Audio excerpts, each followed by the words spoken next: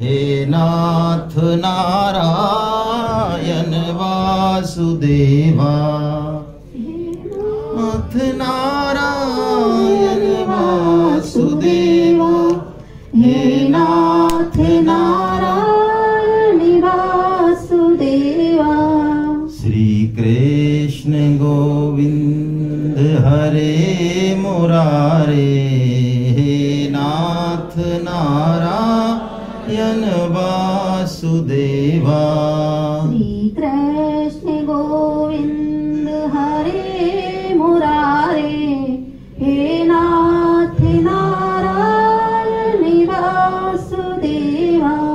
श्री कृष्ण गोविंद हरे मुरारे, हे नाथ नारायण वासुदेवा।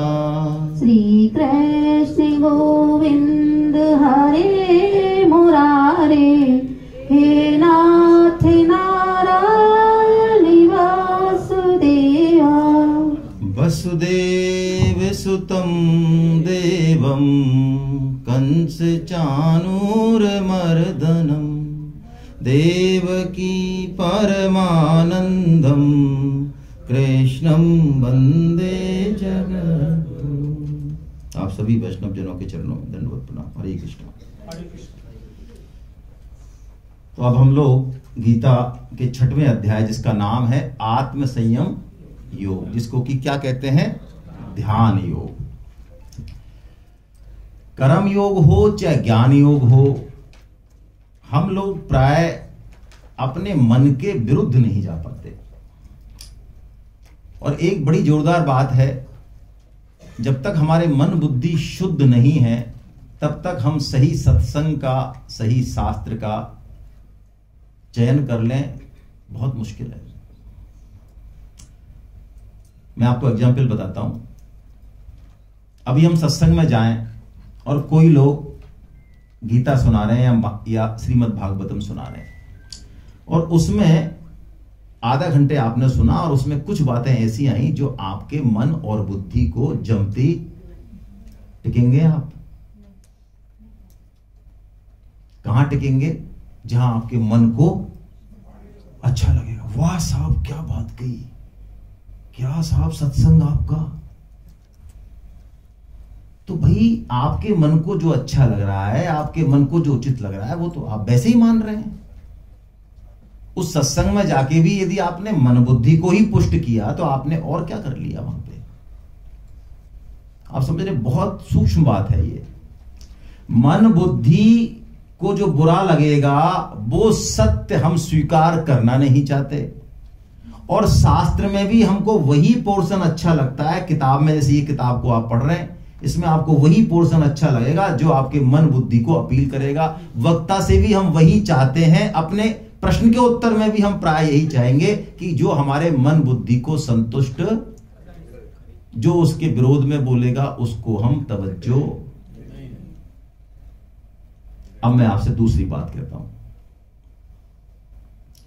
भगवत गीता पढ़ते समय आपको 10 में से 9 बात ऐसी लगे जो आपको बड़ी अच्छी लगे, समझ में आए, बहुत बढ़िया, बहुत अच्छा, क्या कह रहे कृष्ण, बहुत अच्छा है, ये तो हम जानते हैं। मैं कहता हूं हटा दो उन 9 बातों को, कोई ज्यादा फायदा नहीं होगा जीवन में।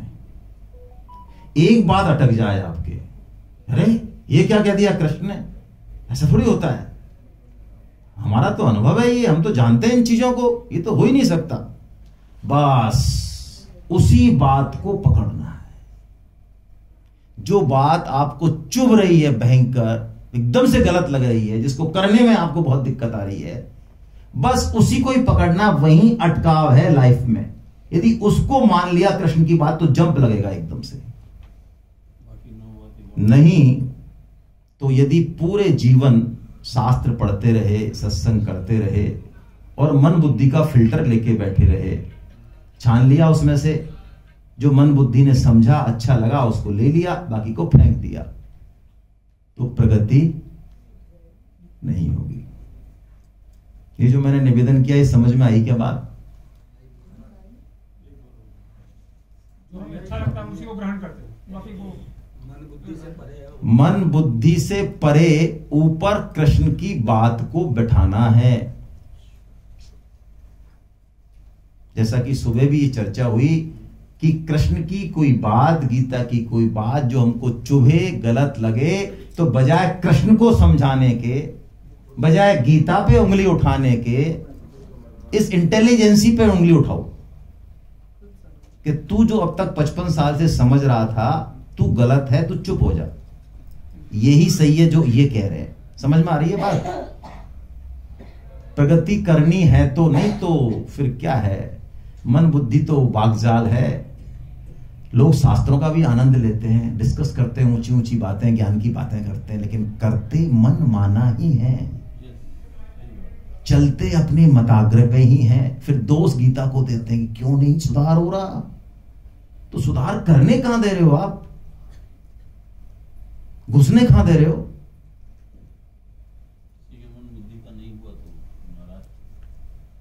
तो इसलिए ये बात इतनी महत्वपूर्ण है कि भगवान ने एक पूरा चैप्टर मन को दिया, देना पड़ा भगवान को। क्या करें?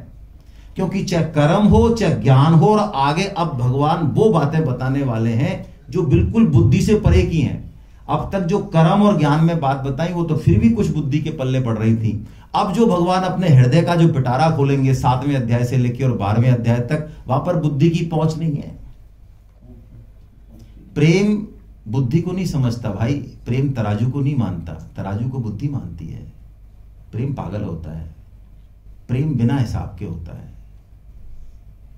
ऐसे भगवान उस प्रेम सागर में दौड़ने वाले हैं। तो उस प्रेम सागर में दौड़ने के लिए, उसकी यात्रा कराने के लिए इस मन का शुद्ध होना बहुत आवश्यक है।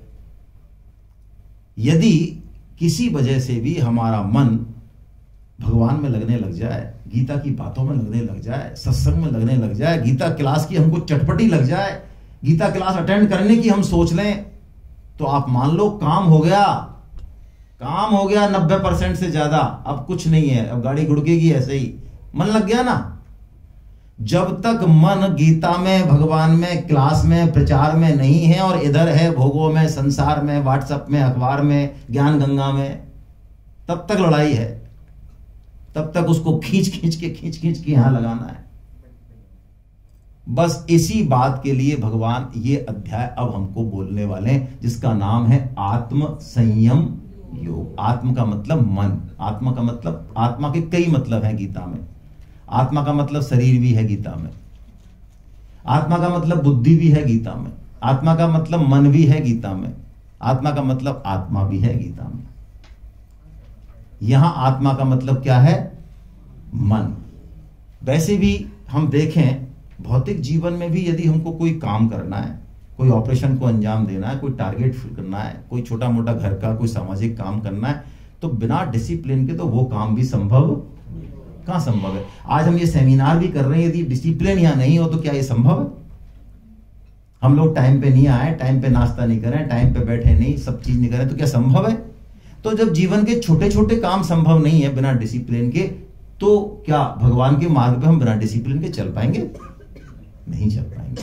भगवान उसी तरफ इशारा कर रहे हैं, आत्म संयम योग या ध्यान योग से, जिसको ध्यान योग भी कहते हैं। आइए हम पहले ध्यान योग की चर्चा करने से पहले भगवान इसमें कर्म योग को और ज्ञान योग को मिक्स रूप में कहते हैं। दोबारा, ये भगवान की शैली है। गीता में भगवान की शैली इतनी अद्भुत है कि भगवान जिस चीज को पूरे अध्याय में कहें, जिस चीज में 6 अध्याय लगाए भगवान, जिस चीज को कहने में, उसको मात्र एक श्लोक में कहते हैं। ये कृष्ण कर सकते हैं। तो ऐसा ही कुछ कर रहे हैं भगवान श्री कृष्ण। पहले अध्याय में संपूर्ण कर्म योग को दोबारा से कह रहे हैं। जो अब तक हमने कर्म योग पढ़ा, उस पूरे कर्म योग को मात्र एक श्लोक में कह रहे हैं भगवान। ये भगवान ही कर सकते हैं। आइए इसको पढ़ते हैं हम श्लोक को। अनाश्रित कर्म फलम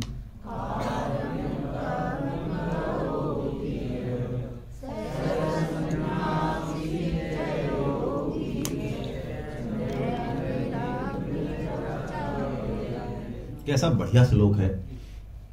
अर्जुन ने इस बारे में 2-2 प्रश्न किए पहले कि प्रभु ये कर्म योग बढ़िया है, ज्ञान योग बढ़िया है, क्यों किए? अर्जुन क्या चाह रहा है?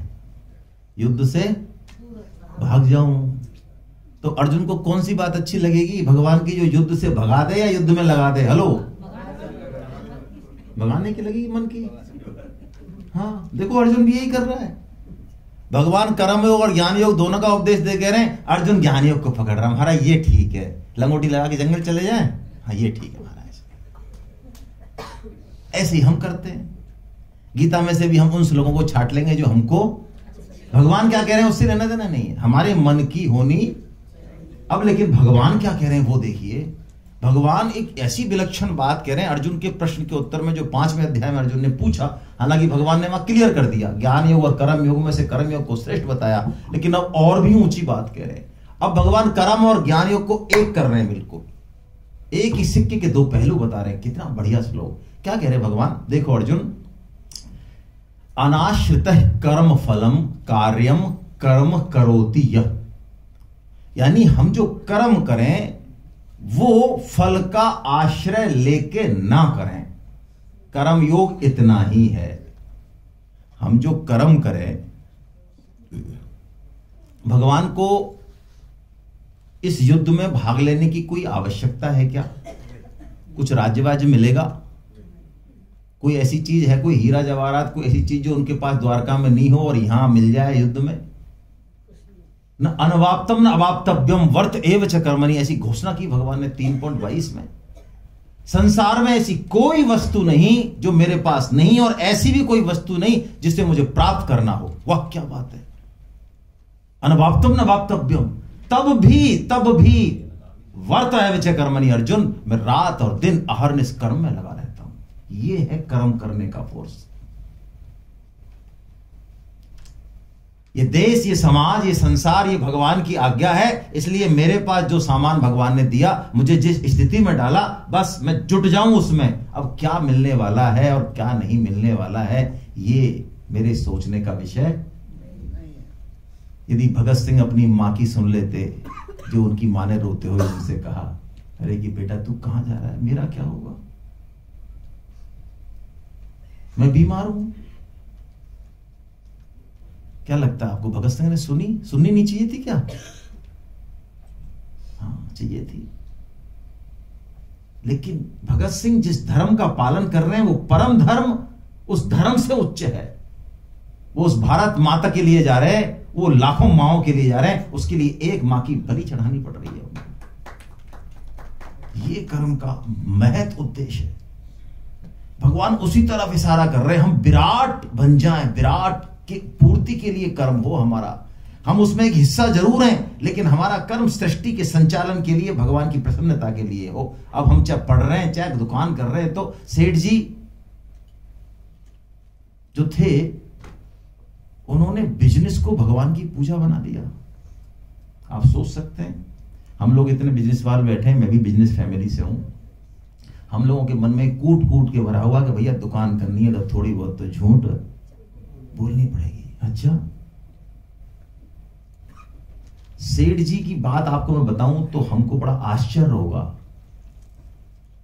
सेठ जी कपड़े के बहुत बड़े व्यापारी थे, उनको इंटरनेशनल कपड़े की रेट्स का पता रहता था। अब आप सुनिए जो मैं आगे कह रहा हूं।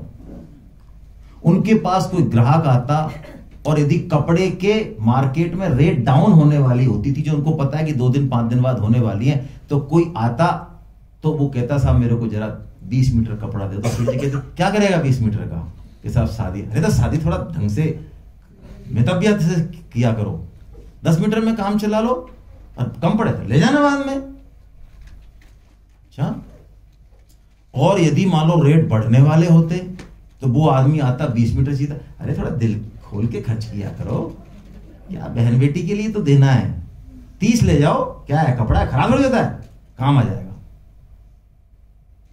बोलो, अच्छा दुकान बंद हो गई होगी उनकी शायद, हमारे हिसाब से तो हो ही जानी चाहिए। देखो हम लोग चीजों को समझते हुए भी बुद्धि के स्तर पे ही जीते हैं, समस्या यही है।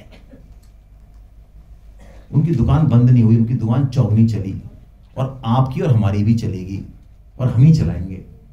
मैं आपसे पूछता हूं, आप कौन से फल वाले के पास जाएंगे जो कभी भी आपको खराब माल नहीं देता, होता है तो मना कर देता है, लेकिन उसके पास आपको 5 मिनट वेट करना पड़ता है। एक कितना ही चढ़ा लो आप, 5-7 पीस तो वो घुसा ही देता है बीच में, उठ पटांग पैसे ले लेता है, और अब वो आपकी ठोड़ी भी सहला रहा, आओ भाई साहब, आओ भाई साहब। जाओगे आप? क्यों? वहां तो खड़ा होना पड़ेगा। क्यों क्यों क्यों नहीं जा रहे हो? ये अनाश्रित है। कर्म फल का आश्रय लेकर मैं कोई कर्म करने वाला नहीं हूं। मेरी ड्यूटी है ये, मेरा योगदान है ये। भगवान कहते हैं ऐसे जो कर्म करता है वही योगी है, और वास्तव में वही सन्यासी है। जंगल में जाने से और लंगोटी और गेरुआ वस्त्र पहनने से कोई सन्यासी, यदि कोई इस भाव से कर्म कर रहा है तो वो घर बैठे हुए ही सन्यासी ही है। भगवान ने ये बात बड़ी स्पष्ट रूप से बता दी। अब भगवान एक बहुत प्यारी बात बोल रहे हैं, बहुत जबरदस्त बात, जिस पर हमने थोड़ी सी चर्चा अभी क्वेश्चन आंसर के दौरान की। एक बहुत प्यारा श्लोक, स्टूडेंट्स के लिए तो ये श्लोक बड़ा प्यारा है। स्टूडेंट्स तो हम भी स्टूडेंट्स ही हैं, साधक स्टूडेंट्स ही होता है। साधक 80 साल का होता है तब भी सीखना चाहता है दूसरों से, शास्त्र से, भगवान से। यही साधकपना है। क्या बोल रहे हैं भगवान? बड़ी प्यारी बात बोल रहे हैं। उद्धरेदात्मनात्मानं नात्मानमवसादये आत्मैविहि आत्मनो बन्धु रात्मैविरिपुरात्मना। अरे अर्जुन, तू अपने द्वारा अपना उद्धार कर, पतन मत कर। क्यों? कि तू खुद ही खुद का शत्रु और खुद ही खुद का। क्या बात है, वाह! इस बात को हमको लिख लेना चाहिए हृदय में। प्राय हम अपनी असफलता का कारण बाहर ढूंढते हैं, पड़ोसी को ढूंढते हैं, माता पिता को ढूंढते हैं, परिस्थिति को ढूंढते हैं, लेकिन भगवान किसी का भी नाम नहीं ले रहे। यहां भगवान कह रहे हैं तेरे पास सब साधन बिल्कुल चकाचक है। जो मैंने तेरे को दिया है वो बेस्ट से बेस्ट दिया। तेरे को जो नौकरी दी, तेरे को घर दिया, पत्नी दी, पति, अभी तेरे पास जो सामान है बेस्ट है, दुनिया का बेस्ट। उससे बढ़िया कुछ हो ही नहीं सकता, तभी तो नहीं दिया। नहीं, मैं नहीं देता। आप अपने बेटे को कौन सी चीज नहीं दे सकते भाई? आपका इकलौता बेटा नहीं दोगे आप? प्यारा बेटा है तो भगवान के क्या हम प्यारे बेटे नहीं है? बेस्ट से बेस्ट दिया है। अब इतने बाद भी तू पतन कराएगा कि कल्याण कराएगा, ये टोटली किस पे डिपेंड करेगा? तेरे स्वयं के ऊपर। हम आत्मावलोकन करें, अपनी तरफ देखें। सब सिस्टम भगवान ने दे रखा है। सो परत्र दुख पावहि सिर धुन धुनि पछताए, काल ही कर्म ही ईश्वर ही मिथ्या दोष लगाए। तुलसीदास जी ने कहा यदि दृष्टि दूसरों की तरफ रही, अपनी तरफ नहीं, तो या तो हम काल को दोष दे देंगे, या कर्मों को दोष दे देंगे, या ईश्वर को दोष दे देंगे। खुद को दोष नहीं देंगे, खुद को नहीं देंगे।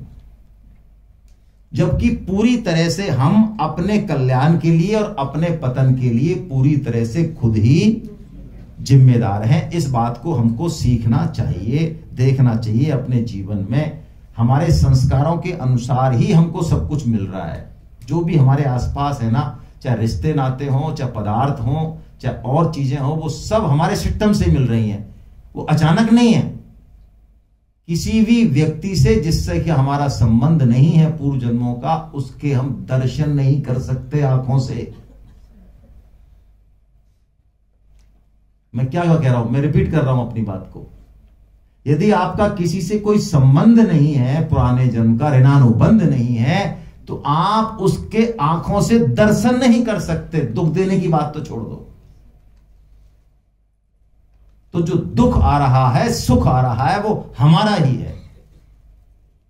काहू न को सुख दुख कर भ्राता है? तो यही बात है, हम अपने ऊपर ध्यान रखें इसका। अब भगवान ध्यान योग की बात करते हैं। तो ध्यान योग में देखो, ध्यान क्या है? मन को साधना। और एक सिस्टम है कि अन्न है, चाहे पदार्थ है, चाहे शरीर है, मन है, बुद्धि है, आत्मा है, ये हैं तो सब अलग अलग, लेकिन जुड़े हुए हैं एक दूसरे से। इसलिए ध्यान योग जो है वो ये है, जिस मन को हमने फंसा रखा है बाहर बाहर बाहर भोगों में, दूसरों में, उस मन को जरा एक बार अंदर की यात्रा कराएं, जरा देखें। कभी अपने से भी तो बात करें कि भाई साहब आप कौन है? दूसरों के बारे में तो जानकारी बहुत है, अपडेटेड है हम अखबार से, ट्विटर से और दुनिया भर की चीजों से, लेकिन जरा अपने बारे में भी तो कभी थोड़ा सा समय निकाल के सोचें कि भाई साहब आप कौन हो खुद। तो देखो क्या उत्तर आता है अंदर से, क्या उत्तर आ रहा है? पुरुष का आ रहा है, स्त्री का आ रहा है, कोई अधिकारी का आ रहा है, कोई बेरोजगार का आ रहा है।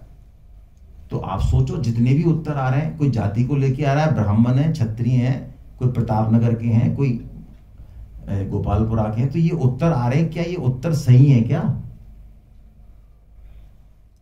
ये कितने समय से हैं ये उत्तर? 10, 20, 50, 60, 70 साल से हैं, या ये हमेशा के उत्तर है? और क्या ये हमेशा रहने वाले? तो ध्यान जो है बस वो यही है, खुद से खुद का परिचय। हम स्वयं से परिचय करें अपने आप से, और ये परिचय हम तब कर पाएंगे जब पहले हम बेसिक चीजों पे ध्यान करें, बेसिक चीजों पे उनको थोड़ा ठीक करें। बेसिक चीज क्या है? तो भगवान ने यहां जो बेसिक चीजें बताई हैं वो ये है कि पहले हम, क्योंकि मन की बात है तो मन इंद्रियों का राजा है, तो इंद्रियां और ये जो अन्न है, जो आहार और विहार है हमारा, इसको ठीक करना है पहले। आहार का मतलब क्या? आहार का मतलब यही आहार नहीं है, गीता बहुत सूक्ष्म बात करती है। गीता कह रही है कि आपका विभिन्न इंद्रियों से इनटेक क्या है, दिन भर का टोटल क्या है, जरा चेक करो। आंखें क्या चाहती हैं आपकी, कहां घूमती हैं, डोज क्या है उनकी? सुंदर दृश्य, सुंदर स्त्री, सुंदर पुरुष दिख जाना एक बात है, और उसको 180 डिग्री पे गर्दन घुमा के देखना दूसरी बात है। वैसे तो गर्दन घूमती नहीं है, लेकिन ऐसे टाइम पे घूम जाती है। वैसे तो गर्दन में अकड़न रहती है, लेकिन यहां घूम जाती है।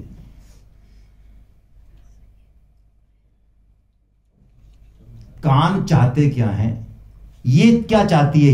ये सबसे खतरनाक सिस्टम है इसका। इसको शास्त्रों ने दुधा इंद्रिय कहा। दुधा, दुधा का मतलब ये दो काम, ये अकेली है जो दो काम करती है। एक तो ये बोलती है और एक ये, और ये अब तक जो है वेस्टर्न के वैज्ञानिक अब समझ रहे हैं, पता नहीं कितनी रिसर्च के बाद। हमने बहुत पहले हमारे शास्त्रों में कह रखा है, उनको अब समझ में आया इसका सीधा कनेक्शन जननेंद्रिय से है। अब कैसे हमको नहीं पता, शास्त्र में है, लेकिन यदि इसको कंट्रोल कर लिया तो जननेंद्रिय कंट्रोल हो जाएगी, काम कंट्रोल हो जाएगा, जो सब पापों की जड़ है। इसको कंट्रोल करते हैं, हाँ इसको। तो इसको कंट्रोल कैसे करें? दो काम करती है ये, एक तो बोलने का। तो अब इससे कोशिश करें कि कम से कम बोलें। ये बीमारी हम सबको है, और यदि सामान अंदर ज्यादा है तो भाई साहब फिर तो रह नहीं सकते भाई साहब ज्ञान छाटे बिना।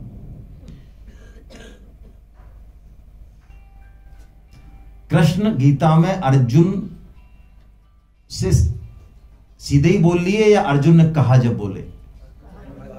उनसे बढ़िया मित्रता तो हमारी नहीं होगी किसी से। बिना अर्जुन के प्रार्थना करे, बिना अर्जुन के सरेंडर हुए कृष्ण बोले नहीं है। वो तो परम योगी हैं। तो ये बोले बिना तो मानेगी नहीं, कितना ही सुन लो भले, कितना ही कोई कह ले, मानेगी नहीं। इसको आदत पड़ी हुई है, तो काट तो सकते नहीं भाई साहब, क्या करें? दूसरा रास्ता है। ये बोलेगी नहीं, बोले बिना मानेगी नहीं, तो इससे क्या करना है? भगवान नाम जप करना है लगातार।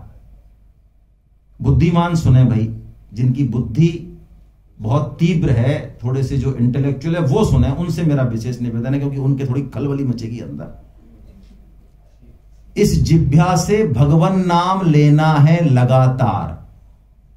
ये अकर्मण्यों का, नकारों का काम नहीं है, ये महान सूरवीरों का काम है, और बड़े से बड़े यज्ञ, तप और परोपकारों से ऊंचा काम है। प्रश्न हो तो हो जाएगा समाधान।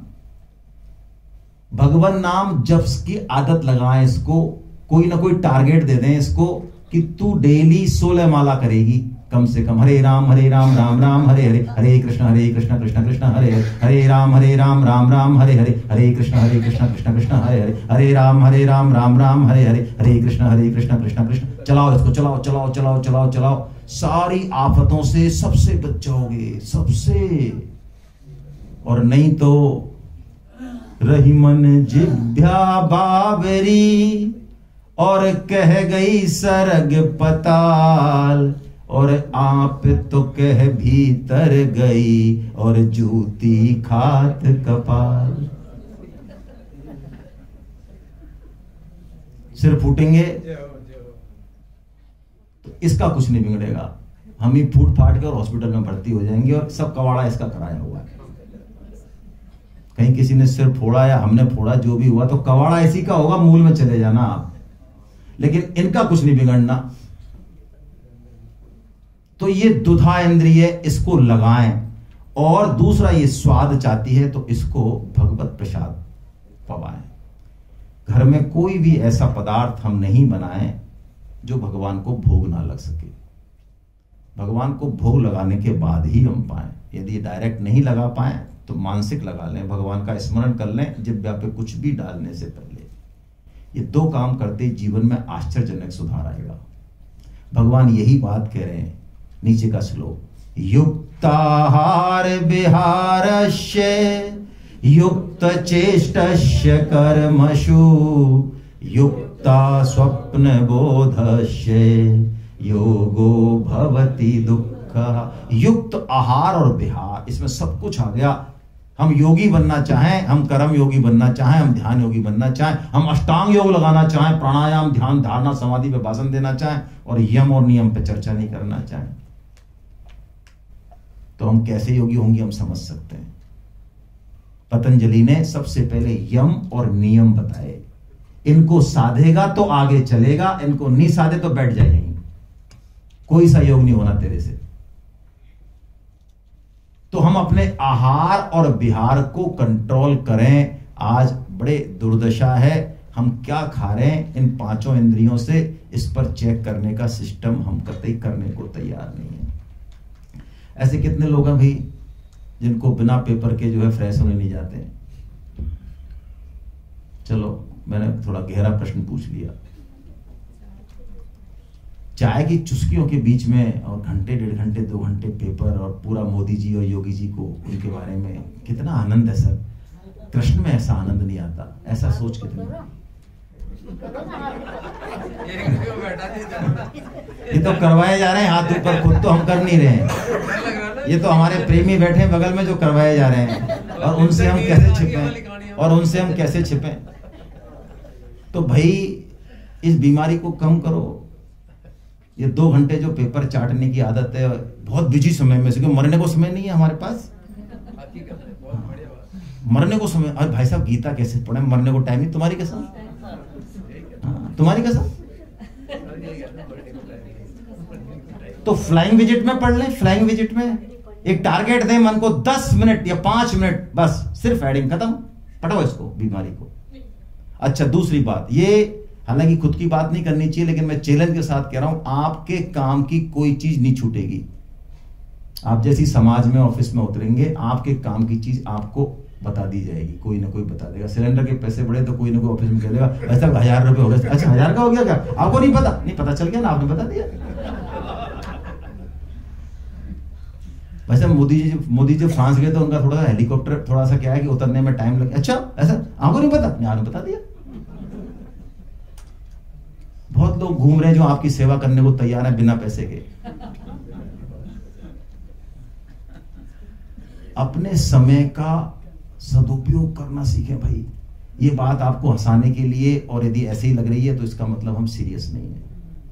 अपने जीवन को चेक करें, ये सारी पांचों इंद्रियों से हम क्या ले रहे हैं। युक्त आहार और विहार, क्योंकि अन्न शुद्धि सत्य शुद्धि और सत्य शुद्धो ध्रुवो स्मृति कहा है शास्त्र में। मजाक नहीं है ये जो मैं आपसे निवेदन कर रहा हूं, ये मजाक नहीं है।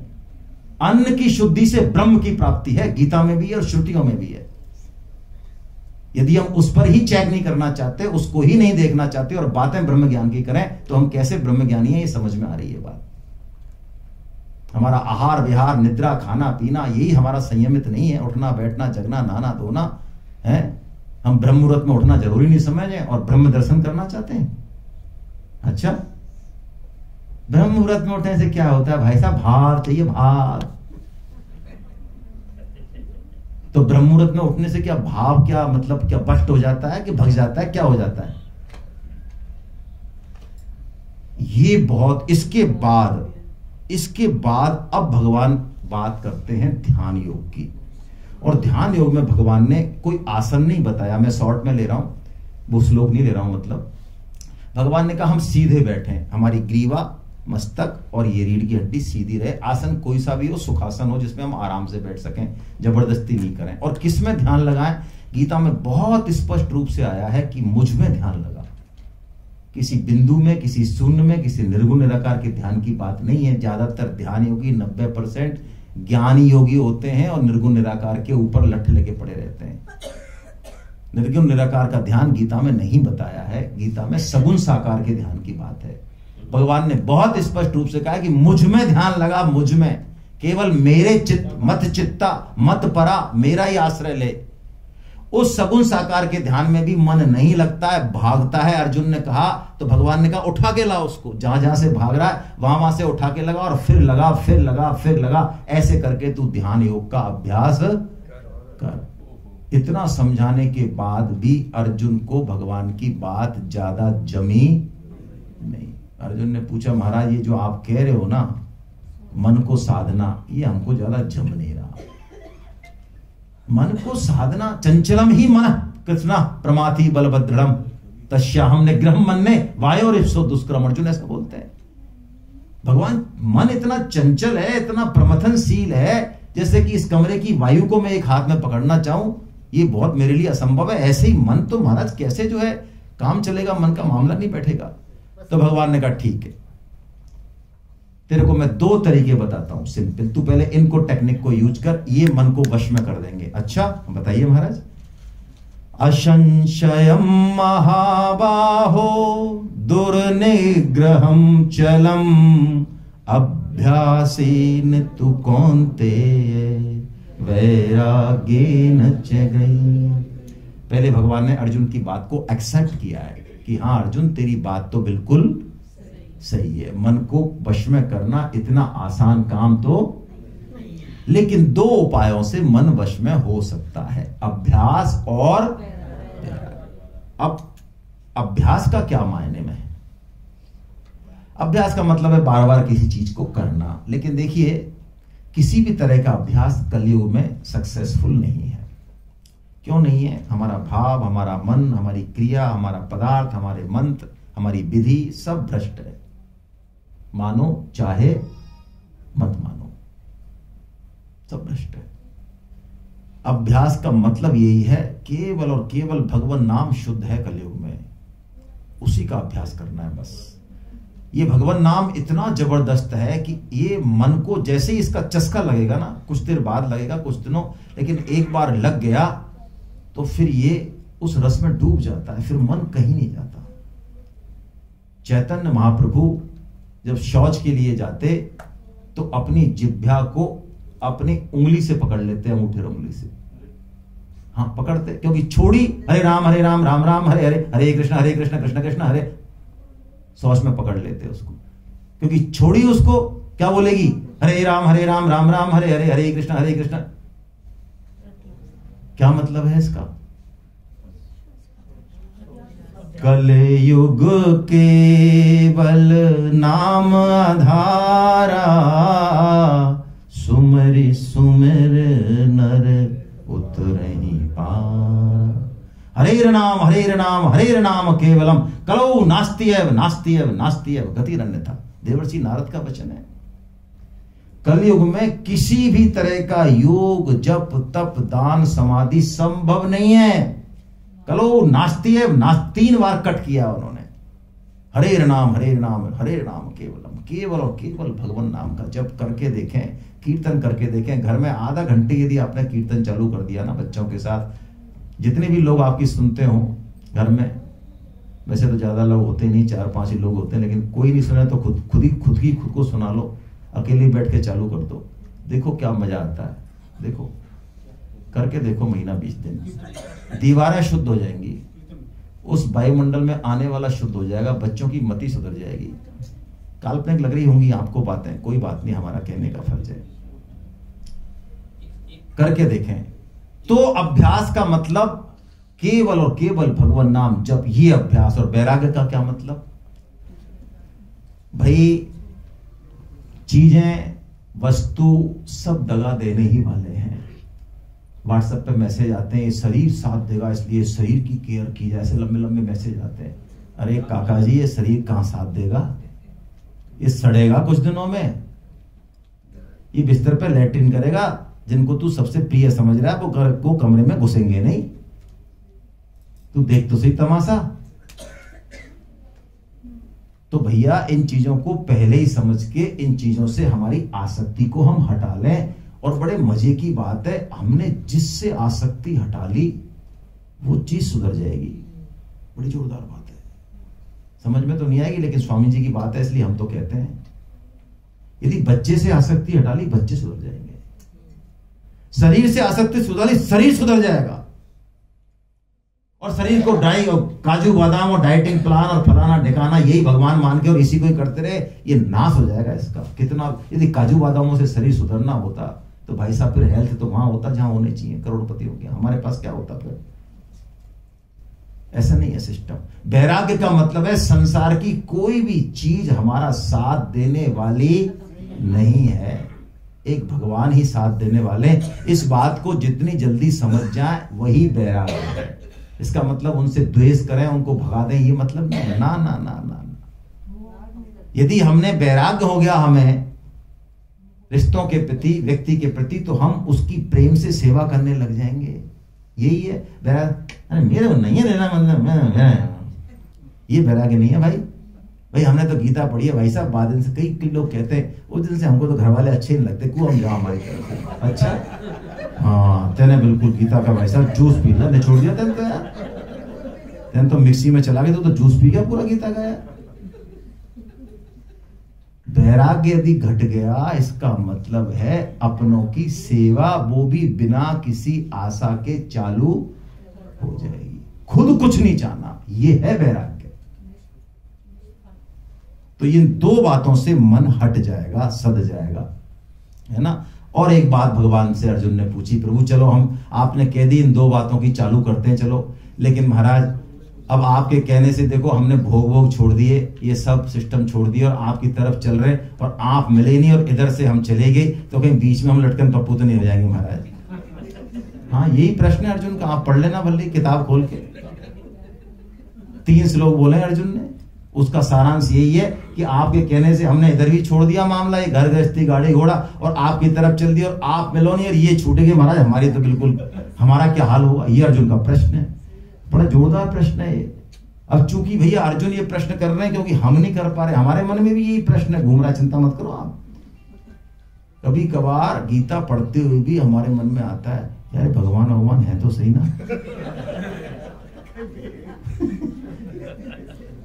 यार, कहीं फालतू साले इतने चक्कर भी इसके बजाय तो कहीं इधर ही उधर बढ़िया ही चल रहे, इधर जा रहे हैं हम, तो कि है तो सही ना भाई साहब, सही कह रहे हो ना। जो कोई सत्संगी मिलता है कहता है अरे क्या बात कर रहे हो आप, तब थोड़ा विश्वास आता है। क्यों आता है ये संशय, क्यों आता है मन में? ये संशय इसलिए आता है क्योंकि हमारी इधर चलते हुए भी दृष्टि वासना उधर ही अटकी पड़ी है, अभी अटकी पड़ी है उधर ही, इसलिए तो प्रश्न आ रहा है ये। नहीं तो उधर अटकी नहीं होती तो भाड़ में जाए ना, वो हमें क्या कर लेना देना है। तो अब लेकिन भगवान जो प्रश्न कर रहे हैं, जो उत्तर दे रहे हैं, वो गजब का उत्तर है भाई। ये श्लोक गीता में मुझे बहुत प्यारा लगता है, हम सबको प्यारा लगना चाहिए। ये ऐसा विश्वास देता है हमारे जैसे साधकों को जो अभी चलना सीख रहे हैं, एक आध दो कदम ही चल रहे हैं, उनको भगवान कैसा संबल दे रहे हैं, आप देखो तो सही। और क्या शब्द बोल रहे हैं, पार्थ नैवेह नामूत्रे विनाशस्तस्य विद्यते नहि कल्याण कृत कश्चित् दुर्गतिम तात गच्छति। तात कह रहे हैं भगवान, ये तात शब्द गीता में सिर्फ यही आया है पूरे 700 श्लोकों में, भगवान ने रिपीट नहीं किया। इतना प्यारा कह रहे हैं अर्जुन को। अर्जुन कह रहे हैं अर्जुन सुन, तू इतना डर क्यों रहा है, इतना संशय में क्यों है? अरे मेरी तरफ यदि एक कदम भी तूने चल लिया, यदि तू किसी वजह से भी तूने गीता का एक शब्द सुन लिया, मतलब यही है क्योंकि सत्य है ना वो, तो उसका कभी भी दुर्गति संभव क्या वचन है भगवान का, बोलिए। नहीं कल्याणकृत कश्चित् दुर्गतिम तात गच्छति, उसकी दुर्गति नहीं होगी। कोई एक कदम भी चल ले, गीता की तरफ चल ले, भगवान की तरफ चल ले, तो उसकी दुर्गति नहीं होगी। है ऐसा कैसे महाराज? हम तो मान लो बंद कर दें और चलें उधर ही पुराने सिस्टम में, तो भगवान कह रहे हैं चलो ठीक है, जाओगे, 2-4 साल उधर जो है करोगे, लेकिन ये सत का शब्द जो है ना, इस सत ये नष्ट नहीं होता। ये बीज आपको 2-4 साल घूम तो जाओगे वासनाओं में, कामनाओं में, लेकिन ये बीज निकलेगा और वापस हमको यहीं पे लाके, यही मजा है इसका। ये भगवान कह रहे, थोड़ा बंद कर दोगे। अब भगवान ने बहुत प्यारी बात कही, बहुत प्यारी बात कही अर्जुन ने। अब अर्जुन से कह रहे हैं भगवान, देख अर्जुन तू योगी बन जा। भगवान ने जो रिकमेंडेशन है ना, एक तो भगवान ने सारी चीजें बताई, सारे, जैसे हम कपड़े की दुकान पे जाए तो कपड़ा, सारे कपड़े बताता है दुकानदार, ये लो वो लो फलाना लो। तो भगवान भी सारी चीजें बताते हैं गीता में, लेकिन कुछ चीजों पे रिकमेंडेशन करते हैं भगवान। उस रिकमेंडेशन को हमको पकड़ना चाहिए। बहुत कम जगह करते हैं भगवान रिकमेंडेशन, हर जगह नहीं करते, बहुत कम जगह करते हैं।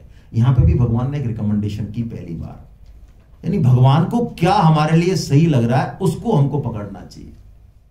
तो क्या कह रहे हैं भगवान, आइए देखते हैं दोनों श्लोकों को। तपस्विभ्योऽधिको योगी ज्ञान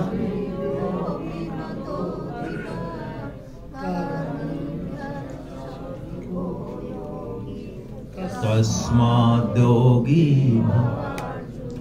देखिए हम लोग भगवान की तरफ क्यों नहीं चल पाते, प्राय 3 चीजों में हम उलझे रहते हैं, और यहां भगवान ने बहुत स्पष्ट रूप से इन तीनों को नकारा। बड़ी प्यारी बात कही है। कई बार आप देखते होंगे, कम से कम कुंभ के मेले में कोई तपस्या करता है यदि, तो हमारे उसके प्रति श्रद्धा भाव जग जाता है ना। लेकिन तपस्या यदि सकाम भाव से की जा रही है, मान बढ़ाई के लिए की जा रही, तो बड़ी से बड़ी तपस्या कुछ नहीं होगा उससे, बंधनकारी होगी वो। भगवान कह रहे हैं तपस्वियों से भी कौन श्रेष्ठ है, योगी श्रेष्ठ है। और ज्ञानेभ्यो भी मतोधिका। वेद शास्त्र याद हैं, बातें बहुत अच्छी हैं, लोग ताली भी बजाते हैं, लोगों में मान सम्मान है, बड़ाई है, लेकिन बात सिर्फ इतनी है कि मान बड़ाई पे ही अटका हुआ है। अभी भगवान की तरफ चलने का, भगवान की तरफ प्रेम करने का जज्बा पैदा नहीं हुआ। ऐसा ज्ञान कोई मतलब का नहीं है। ये ज्ञान भी वाचिक ज्ञान बांधने वाला, इससे भी योगी श्रेष्ठ है। और कर्मी, कर्मिभ्यो, छोड़ो ज्ञान, छोड़ो तप, इनमें क्या रखा है, हम कर्म ठोक हैं। हाँ, ज्यादा संख्या इन्हीं की है। हम कर्म से पूरी दुनिया को बदल देंगे। तुम तो फालतू की गीता की बातों में और सत्संग में लगे हो, तुम काम धाम कुछ करते नहीं हो, और कुछ लोगों को माला पकड़ा दी तुमने। इस संसार का भला कैसे होगा? ये संसार हमने बनाया, ये सूरज चंद्र हमने बनाए, ये शरीर का सिस्टम हमको पता है, और ये कर्म और ये पदार्थ और ये सारे पेड़ ये भी हम नहीं बनाए, हमसे तो दुनिया चल रही है। इसलिए हम कर्म से इस पूरी दुनिया को ठीक कर देंगे। कर्म की महत्ता लेना वाले, कर्म ही है दुनिया में सब कुछ, कर्म के अलावा कुछ नहीं है, कोई कर्म ही मुख्य है। ये कर्म ठोक मैं उनको कह रहा हूं। क्या कर्म के पीछे का साइंस पता है? अच्छा, कोरोना जब धुआंधार था, जब हम अपने माँ बाप को भी जो है शमशान घाट में छोड़ने नहीं जा रहे थे, तब ये कर्मवादी सोच वालों के परोपकार बहुत ज्यादा बढ़ गए थे या घर में दुबक गए थे? कोई भी निकला नहीं कि मर जाएंगे हम।